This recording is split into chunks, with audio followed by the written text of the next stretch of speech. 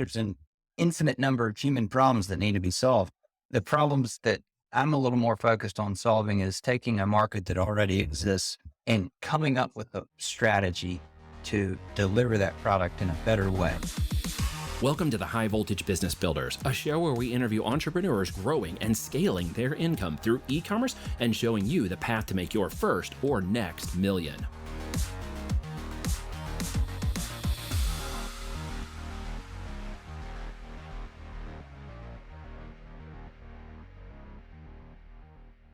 So, Bri, we were jamming the other day, and you were obviously sending me some texts and keeping me updated on what's going on in your world. And I just thought it was fascinating, some of the things you have learned and some, revelations and things that we've discussed. And I had you on the original podcast here just a little while ago, and it's about to actually come out this week or next. And then this one will obviously follow up as a second episode. So since the time we had that original chat and this one, what's been going on in your neck of the woods with Amazon selling? Give us some updates into where you are. Yeah, wow. There's no dull moments, that's for sure.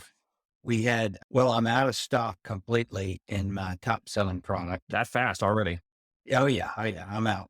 And I have been told by my supplier that because I ship DDP because it's medical goods and they have the FDA license. So supposedly they're in the United States, but they're not at my 3PL warehouse yet. So hoping any day now I'll have that and I can ship some new product up and get that selling again. So hopefully in a few days I'll be back in stock. That's my top seller. All right. And what does the top seller look like? We don't give out products here, but it's average profit's about $20 to $25 a unit after PPC costs. It's a good one. Really? Yeah. And there's a lot of demand for it. It's medical survival niche. I mean, it's a big niche. It's always needed. A lot of military and police units buy my products as well. Fantastic. And so where did we get this idea from? Refresh my memory for anybody. Yeah. So, it all started from the idea that you had on our coaching call when you were going through Six Leaf and showing us how to do product research, and came across there was one product that was used by military and police force. And I raised my hand and said, I'll take it. And you offered it up to the group. Yeah. And then from there, it's just evolved. Like that product they had in parentheses does not include. And you were like, hey, you could include that. None of the other products included. So I did that and it took off. And it wasn't like, get rich money, but it was like steady, profitable money. And that product has been out of stock for a while. I've had some challenges we could talk about later with that, but not with product, just with my supply chain. Yeah. But as I got into that niche, I kept doing more research in there to try to expand the SKUs for that brand. And I came across this other product that is kind of like hit a lot of different things put together. And I don't know, I had kind of I guess it was knowledge that I got from learning from y'all combined with maybe like a qualitative view of it all. Like it just looked like there was a lot of demand for it. There was a lot of the keyword volume was really high. There was really only a few sellers that had that product, and every one of them were really low BSR rankings. So I just had a good feeling about it. So I ordered 1,000 units of them, and I sold like half of them in the first week or two. And then I had to scale back. The only reason I took this long to go out of stock is because I significantly raised my price way up and significantly scaled back my PPC budget. Yeah. So balancing that out. Because I didn't want to go out of stock because I know the algorithm doesn't like that. No, it doesn't. It does like to penalize for that. Sometimes on sub-selling products and stuff, it'll give you a little bit longer to recoup it. You're still going to have to kind of regain a little of that. It should come back relatively fast, especially with the metrics that you had. That's always a positive return, especially when you have the kind of metrics you've got. Just so people understand, obviously the net profit's important, and I'm glad you pointed that out because most people don't understand the value of that. Like you have come to understand the value of that. Obviously, we get the concept making more money and profit is good, but we don't always understand what does it take to compete on Amazon in a market brand driven environment. Can you give us some more insights into some of the other learning and metrics and stuff that you've learned? Yeah. Well, to your point on that, because y'all have harped on finding stuff that's at bare minimum $10 to $12 in profit. I have some products that are less than that, not necessarily intentionally, but those products will I have some strategies in mind that I can talk about of how I'm going to get those up. But my point with that is that one thing I've really learned firsthand is that I put the exact same amount of time and effort and energy into worrying about the product that generates $3 in profit as I do one that generates $20 in profit. So in terms of return on your effort, I'll call it that because it's not that much time, but it's mental energy and it's mind space. You know, the higher dollar products are, it's a no brainer. I mean, Yeah. Let's unpack that a little bit further because you know that the way that we have structured things, the way I try to get people to understand a little bit of the inverse relationship to time and activities and money are in what order should you actually consider that most appropriately. So time is always a big question on the minds of so many people who listen and do and want to try new things or get involved in different revenue streams or are simply busy in the ones they're doing now and are trying to figure out how to diversify. So time is a huge component. Of course, activities, what do I actually do? Revenue generating activities that are most purposeful to affecting my time. And then of course it's money in, money out, right? Which is my cash flow, which is what do I put in? What's my return on effort? You say return on an investment. In your own language, unpack some of that learning experience for me here, if you would. And let's double click. sure.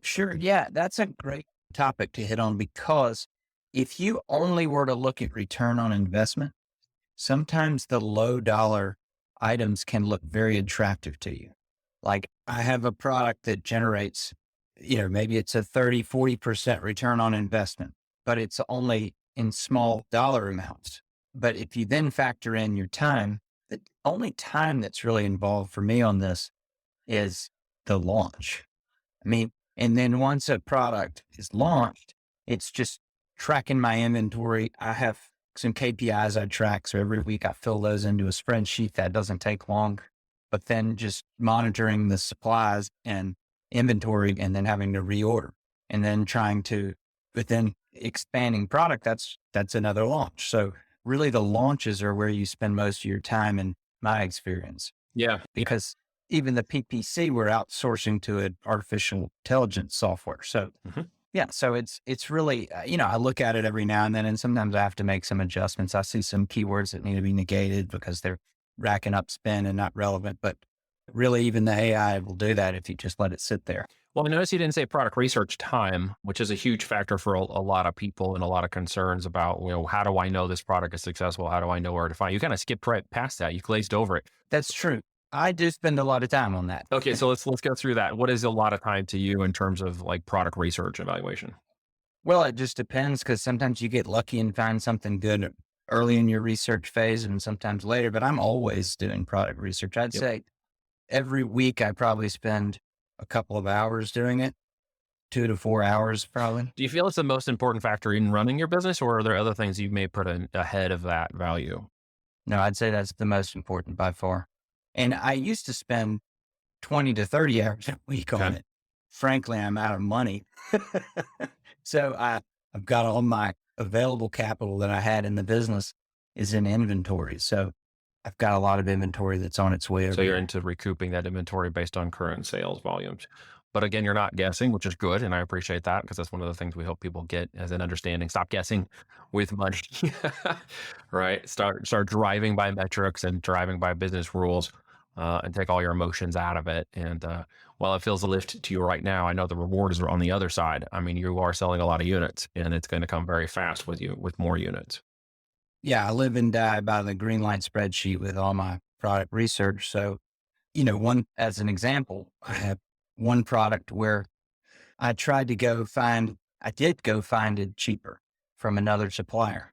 I did not properly do all of my due diligence and research. And what happened is it was two products that can be sold separately. And I combined them together as a single product to sell. And so they didn't really fit very well and people were returning it and I got really poor NCX scores. And so I took all that product back to my house and I separated it out, put new UPC codes on it and set it up and I'm selling it separately now. Okay. So I'm recovering that problem. Well, I mean, and I've gone back to the original supplier. Yeah, business and problems without it. What else would we do? Business has problems and opportunities, right? I mean, it's not a loss. You can get it selling again, which is good. It won't be a loss. In the end, I'll still make money on it. Well, people would see that as a failure, but I would say you failed out. that process. Yeah. Yeah. So let's back up for a second real quick and unpack some things in your history that I don't know if everybody who may have not watched the first podcast might not even know where you are, who you are, and literally why you speak with so much confidence now about what you do since the time that I've known you. So let's go backwards real quick. What's your origin story, Bri? Who are you? Yeah. Well, I started off in the insurance business Okay. and sold my agency a year and a half ago. And I'm still working for the company I sold to, but I wanted to start another venture and always had an interest in e-commerce and came across you guys through another student of yours. And so then came on board and have been coached by y'all since, gosh, I guess I came on around May or June of 2021. So no experience whatsoever, right, in e-commerce, which I think is fun. Very, very small amount of experience. I had a sunglasses business that was mostly driven by retail store sales. We had a website. That was my experience with e-commerce. Yeah. But no sales, clearly. Right. I had a website, but yeah, it's a great piece of real estate. Yeah. At least could you flip the domain for profit? Because at least you might get something off of that. We sold I sold my shares. It's actually, the business is doing pretty well now. It's being run by someone. They're still mostly selling through retail stores though. Cool. So as somebody who's kind of new, who's come to more of an intermediate and more advanced stage in your process, what would you say to somebody listening to this who's maybe thinking, okay, is this for me? Is this legit? What do I focus on? Is this an opportunity still today? From all the crap I hear on YouTube and internets and social medias, is this a legit opportunity? Absolutely. I mean, if you want to build a real business with a real brand, like a multi-million-dollar brand, I think the opportunity is as good as ever. I mean, obviously I wasn't around for the old days of Amazon where people could go launch a garlic press supposedly and sell it. Right. But I think that Amazon, from what I can see, seems to be based on now that, because they're more mature as a platform and they want legitimate brands, legitimate sellers with quality products. So I think as long as you're going to launch a high quality product, build a brand, I think there's a tremendous opportunity. If you want to go sell a spatula, I think that you're going to waste your time.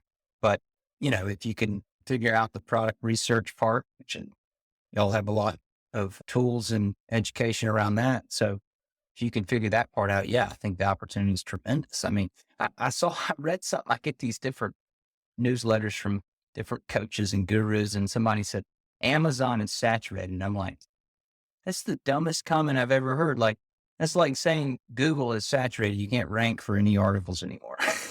It doesn't, I mean, there may be certain notes in Amazon that are saturated, sure, but what are they saturated with? Could you put a better product in there? Absolutely. I mean, it's.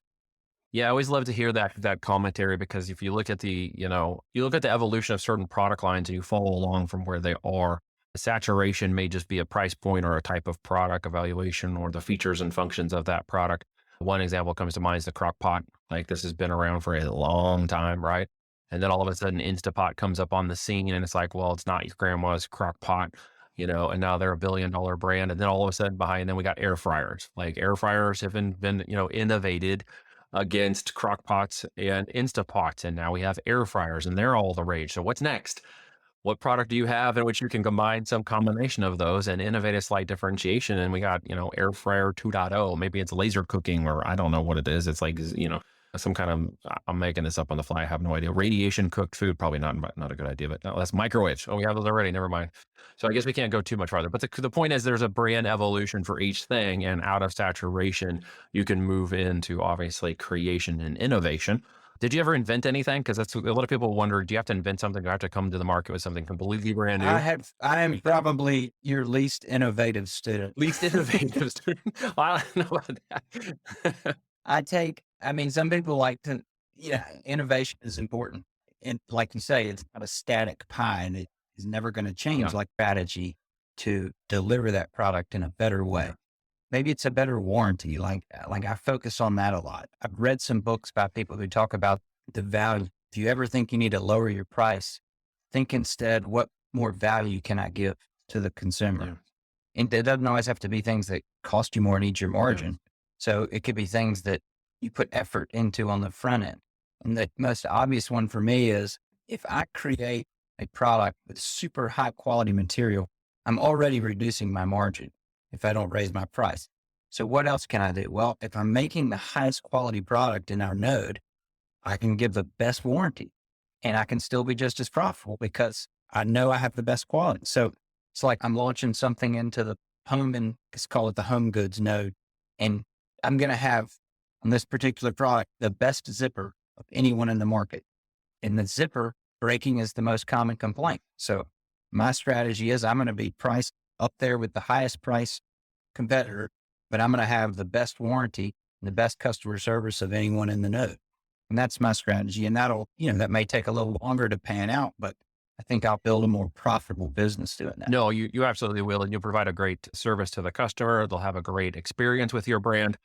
And that will help you tap into the goal of that $1,000 a year in CLTV for your brand avatar. And that's what's really going to build the back end of this business is a super, not just profitable front end, but a business that continues to grow against the additional products in your portfolio, which is where the game plan folds out. So that's fantastic. So what's on the plate for you next? Obviously, you mentioned you're kind of into all the products you've got now. Where do you see yourself going? What's next for you?